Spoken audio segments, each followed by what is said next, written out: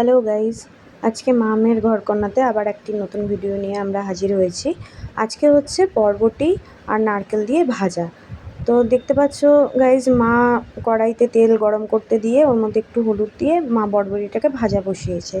এই ভাজাটা আমাদের কম বেশি সবাই হয়তো জানো কি না জানো, একবার করে অবশ্যই খেয়ে দেখো, খুব ভালো লাগে খেতে এটা।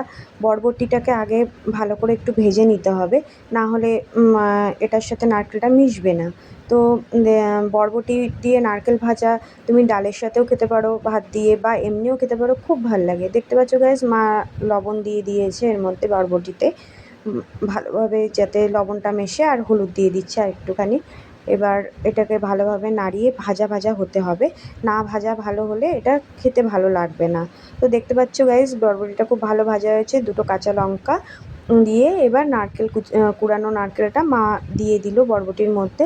এবার বরবটির সাথে নারকেলটাকে খুব ভালোভাবে মিক্স করে নিচ্ছে মা, যাতে নারকেল আর বরবটি একভাবে মিশে যায় এবং মিশে গিয়ে এটা একটা খেতে খুব টেস্ট লাগে। তো কেউ যদি করে থাকো আমাকে অবশ্যই কমেন্টে জানাবে, আর যদি না করে খেয়ে থাকো অবশ্যই করে একবার খাবে, খেতে খুব টেস্টি হয় এবং খুব ভালো লাগে খেতে। তো দেখতে পাচ্ছ গাইস, বরবটি আর নারকেল ভাজাটা খুব ইজি পদ্ধতিতে, খুব ঝটপট কোনো খাবার ভাজা খেতে চাইলে এটা কিন্তু খুব সহজ পদ্ধতিতে খুব তাড়াতাড়ি হয়ে যায়। এবং তোমরাও দেখতে পাচ্ছ এটা প্রায় হয়েই এসছে। মা এবার এটাকে নামিয়ে নেবে, কড়াইটা নামিয়ে নেবে, হয়ে গেছে এটা সম্পূর্ণভাবে। তো আজকের ভিডিও কেমন লাগলো অবশ্যই আমাদের জানিও কমেন্ট করে। আর কি কি রান্না তোমরা দেখতে চাও অবশ্যই আমাদেরকে জানিও। দেখতে পাচ্ছ এটা সম্পূর্ণ কমপ্লিট। আজকের মতো টাটা, সবাই ভালো থাকবে।